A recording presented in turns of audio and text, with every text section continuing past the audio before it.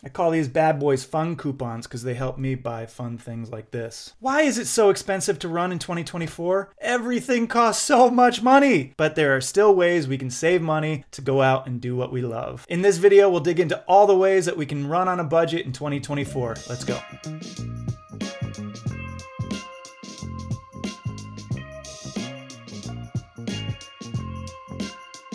What's up, everybody? It's Tucker. Thanks for joining me. Today, we are digging into all the ways that we can save money while pursuing our passion for running. Before we get into it, one thing to note that these are financial budget items. This is not even factoring in the cost of energy or time, both of which are an incredible cost when it comes to our busy and energetic world. But today, we are talking about the green stuff and how we can spend less of it to do what we love. So let's get into it. Our biggest financial burden when it comes to running are shoes, nutrition, gear, and race fees. Not necessarily in that order. Those are the four big ones. So let's work down the list. Number one, shoes.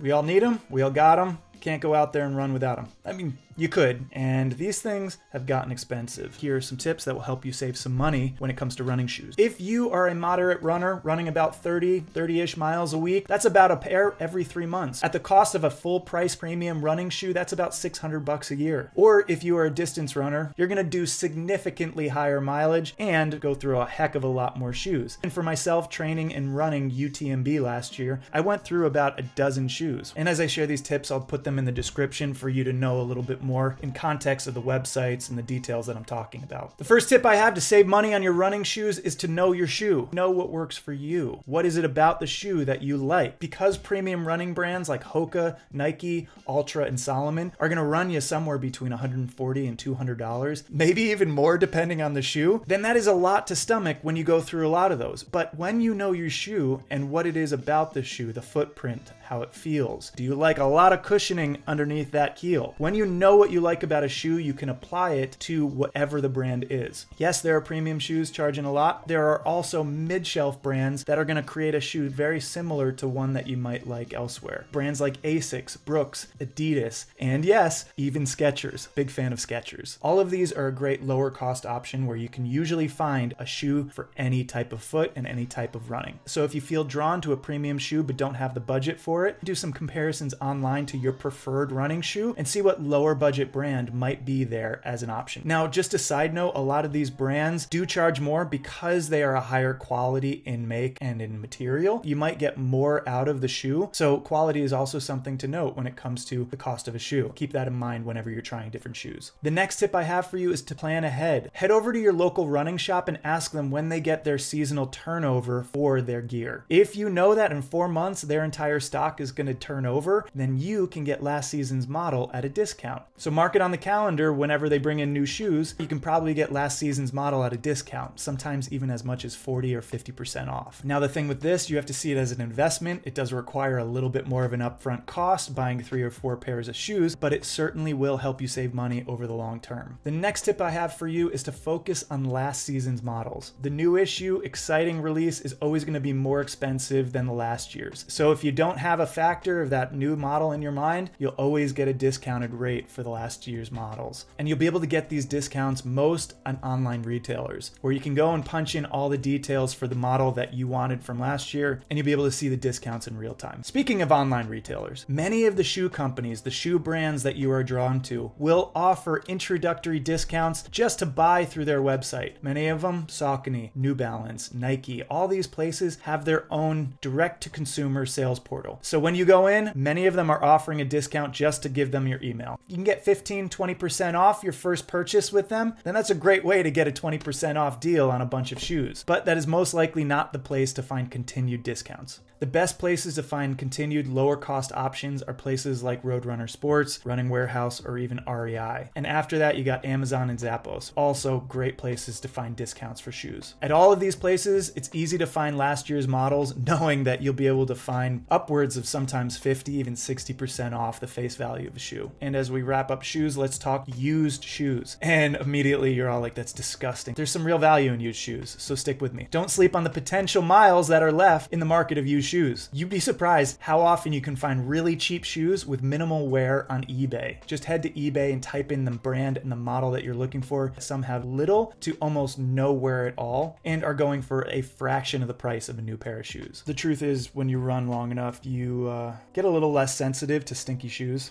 These are actually not that bad.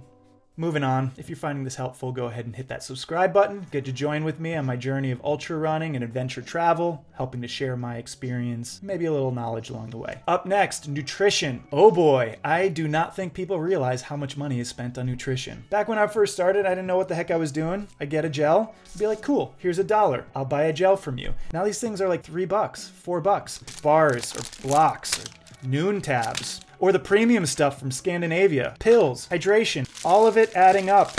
Stealing my fun coupons every weekend. Why? Just to give you enough energy to go from point A to point B. All of these are really helpful. They are optimized products to give you the most energy in a short amount of time. Under any condition is probably worth the value. Yes, they are helpful, but there are cheaper options. My first suggestion, start by taking a look at the calorie count and the nutrition breakdown of the things that you like to eat, specifically fats, sugars, and carbohydrates. Then just go to the grocery store and find the items that have comparable ratios of carbohydrates to fats. Candy bars, gummy bears, fruit snacks, doesn't really matter, whatever you prefer. My favorites, Snickers and Payday, the best. I know what you're probably saying, these things, we pay for them because they're the best thing to eat, right? Well, I mean, no offense, but most of us aren't professional athletes. You and I are just driving around Honda Civics, so regular unleaded is perfect for us. When you and I upgrade to Ferraris, put our premium fuel in there. But for now, a candy bar will do just fine. Personally, I do like changing it up a little bit, do a few of these, do some chocolate, do some gummy bears. That gives me a nice variety out there. On to the next thing. Just make your own trail or running snacks. If you are handy in the kitchen, make your own granola bars or sweet treats and portion them up for the type of running that you're doing. Have you ever had a Cliff Bar? Basically the exact same granola bar you'd make at home. And this one is for the real freaks out there, but if you want to get really crazy in saving money when it comes to your nutrition, you can make your own salt and electrolyte tabs. This is basically just salt put in capsules. You can buy the capsules online. I don't know, what is that, 40 cents worth of salt? It's only 100 capsules. That salt is dirt cheap, but they put it in capsules and charge you 20 bucks for it. You could make your own if that really matters to you. And additionally, you could head online and find recipes of people making their own electrolyte drink too. And moving on to gear.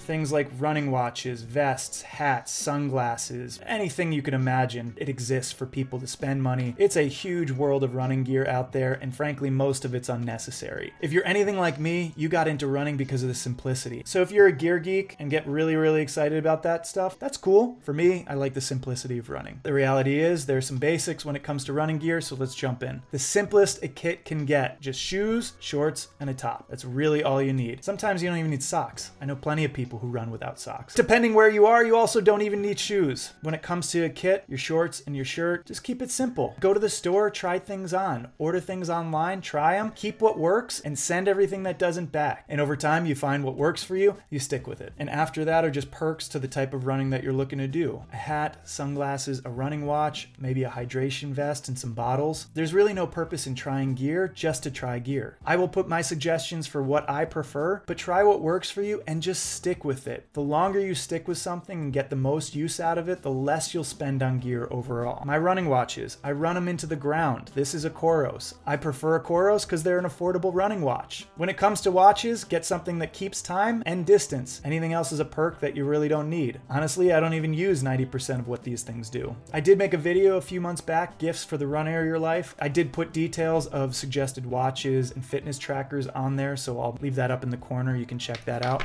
And as with the shoes, you can usually find great discounts on last season's product. Head to the discount rack at REI or your online retailer. You'll be able to find product that is the exact same stuff they're releasing this year, but was just made 12 months ago. And of course, don't forget eBay. You'll find incredible discounts on gently used, sometimes sometimes brand new product on eBay. And finally, let's get into racing. All you race nerds out there, I do not need to explain to you how expensive racing has gotten. It seems like a problem when your local races, 5K costs 50 bucks, or your town's half marathon costs 150 bucks. Not even to mention the ultra races. I just registered for a 100-mile race that cost 450 bucks. What am I doing here? God, what we do for what we love. So rather than just jumping into every race that we want to do and spending all that money, let's get creative. Go ahead and keep one of those races on the calendar. Doesn't mean you can't do it. If you can't afford it, it's a fun thing to train for, but you don't need to do it to have fun. Do one with your friends, a big neighborhood half marathon and a barbecue afterwards. For many years, friends of mine, we would do a tiny triathlon every 4th of July. Do a big loop through the neighborhood and then have a big barbecue at the end. Costs us no money outside of the hamburgers and beer. And then of course, when it comes to the longer distances, you can get creative with that as well. If you're really excited about doing a marathon or a 50 miler or even a 100 miler, but you feel like the finances are too strapped to make it happen, plan one with your friends. Maybe make it a destination of driving to a local national park or state park and doing an adventure somewhere around there. I can guarantee you crossing that finish line is going to be just as special to you as crossing the finish line of something you spent a lot of money to do. It's really only about the experience and the memories. It's not about the medal. So take some of that into your own hands and dream up a fun, exciting experience together with your running friends. That's almost all my tips. Before you go, this is my last and final suggestion, my favorite out of all of them. It is also an exercise that I practice in helping to ask how long I keep my gear before I retire it. And the answer is I basically don't until it dies. I keep using it until it's given up on me or it stops serving its purpose. And when it inevitably does, I will then sell it on eBay, make a little bit of cash for it. So there are two sides to that. I'll either use it till it gives out on me or stop serving its purpose, or sell it for a little bit of cash to apply to the next item that I need in my running. Yeah, so that's basically it. But it's a great model to save a little bit of money for anybody who's passionate about running. There you have it. I wish you all the success in your running journey this year. If you have any tips of your own, any other money-saving hacks that you might have when it comes to running or gear, please leave it in the comments, share it with us. We're all on a journey of running and learning and hoping to get better at it along the way. Hit that subscribe button if you are not yet following along on this journey of ultra running and adventure travel, and tap that like button. Helps me know that this is something that you find helpful. It's my pleasure. I wish you all the best. Safe travels, happy trails. Take care.